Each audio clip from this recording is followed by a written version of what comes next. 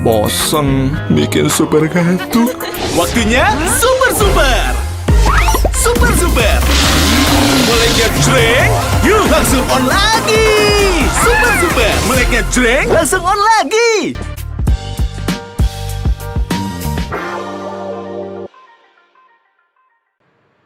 Pemirsa, terima kasih Anda masih terus menyaksikan Super Don Super Opini. Acara ini dipersembahkan oleh Super Sour Candy, meleknya jreng langsung on lagi. Ini adalah segmen terakhir dalam perbincangan kita kali ini. Saya mungkin ke Pak Ito lagi. Pak Ito, ini waktunya hanya sedikit. Mungkin saya ingin tahu gambaran Anda kalau tadi Mas Roy sudah membayangkan bagaimana nanti akan masuk ke persidangan hanya diperlihatkan seperti itu. Kalau Anda sendiri membayangkannya nanti akan seperti apa di pengadilan? Atau bagaimana sebenarnya seharusnya kasus ini berakhir dengan elegan, Pak Ito? Menurut saya, proses hukum ini adalah masih belum lengkap karena belum sampai ke persidangan. Jadi masih banyak ada hal-hal yang tentunya harus dilalui, yaitu proses untuk pemeriksaan di penuntut umum JPU. Setelah itu masih ada lagi mungkin sebelumnya bisa ada kesempatan Mas Roy Suryo CS untuk mengajukan pra-peradilan. Nah, kalau ini sudah nanti bisa semua ada satu keputusan hukum yang memiliki kekuatan tetap, karena pra-peradilan kan demikian. Barulah kita nanti bicara ke depannya mau apa kasus ini. Mungkin kalau menurut saya kasus ini saat ini kita jangan terlalu fokus kepada di proses penyidikan, seolah-olah penyidik melakukan manipulasi dan sebagainya, kriminalisasi. Jangan dulu deh, kalau kriminalisasi itu kan berarti orang itu sudah ditetapkan salah atau tidak. Polisi tidak punya hak untuk menyatakan seseorang itu salah atau tidak. Polisi hanya mengumpulkan alat bukti sesuai dengan terminologinya penyidikan, yaitu membuat terang satu perkara. Saya kira kita tunggu saja. Saya tuh memberikan support juga sepenuhnya kepada Mas Roy. Terima kasih, Jenderal Ito. Kita semangat berjuang. Kita berjuang. Kalau memang kebenaran itu memang nanti diperoleh, ya alhamdulillah kita hormat.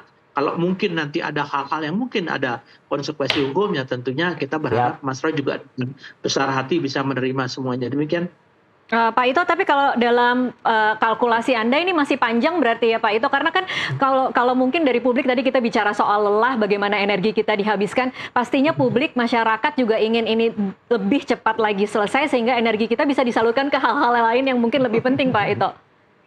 Iya, sebetulnya kalau bicara masalah ini kan kita tidak bisa menggantungkan kepada publik ya Mbak, ya kan proses hukum juga ini menyangkut masalah asasi seseorang ya, masalah kebebasan seseorang, dan ini tentunya juga tidak bisa kita tergantung apakah lama atau tidak, publik bosan atau tidak. Saya kira nggak bisa kita buat sebagai ukuran untuk menentukan satu proses hukum. Saya kira itu pendapat saya, Mbak. Oke. Sekarang Baik. kita tanya ke Mas Roy. Iya, Mas Roy. Mas Roy, ini bukan soal hukum nih. Betul, apa? Tetapi kalau kita ikuti perdebatan yang begitu panjang, saya itu lama jadi wartawan politik. Jadi saya bisa tahu sangat tahu pasti, Bang. Bagaimana perang opini itu bisa menciptakan persepsi di publik. Setuju. Persepsi tentang misalnya dari pihak Anda, oh Jokowi bohong. Tetapi dari segi Pak Jokowi dan kawan-kawan dia bilang, oh enggak, itu Roy dan kawan-kawan yang fitnah. Fitnah. Kan kira-kira begitu. Ini kan cerita bagaimana perang persepsi dan untuk mencapai tujuan politik tertentu gitu.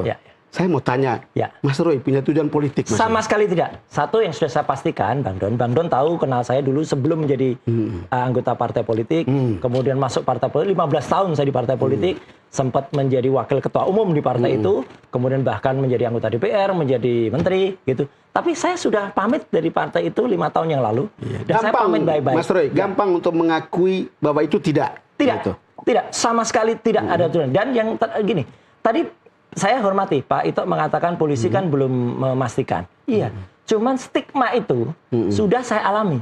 Stigma menjadi tersangka itu kalau di masyarakat udah pasti salah. Belum tentu sebenarnya, karena kan masih disangka. Cuman ya ini, makanya tidak banyak orang berpikir. Dan kalau tadi dikatakan ada termul, Bang Don, saya ini kormul kalau sekarang.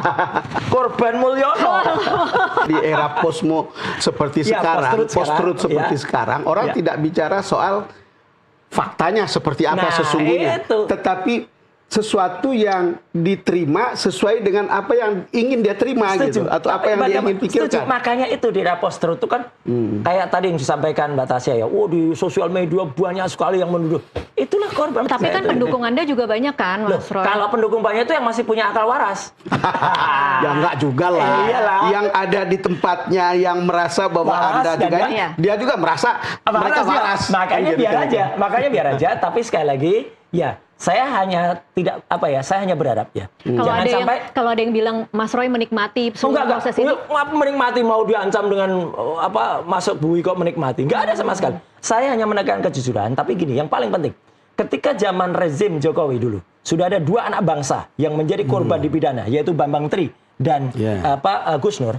Nanti sudah jalan di polisi, kemudian sudah ada putusan pengadilan, kegaduhan tidak akan pernah berhenti. Loh, kalau kegaduhan tidak pernah berhenti, itu soal lain. Itu soal lain ya. Tapi yang jelas ini kita hanya ingin menegakkan kejujuran. Seperti tidak ada habis-habisnya ya.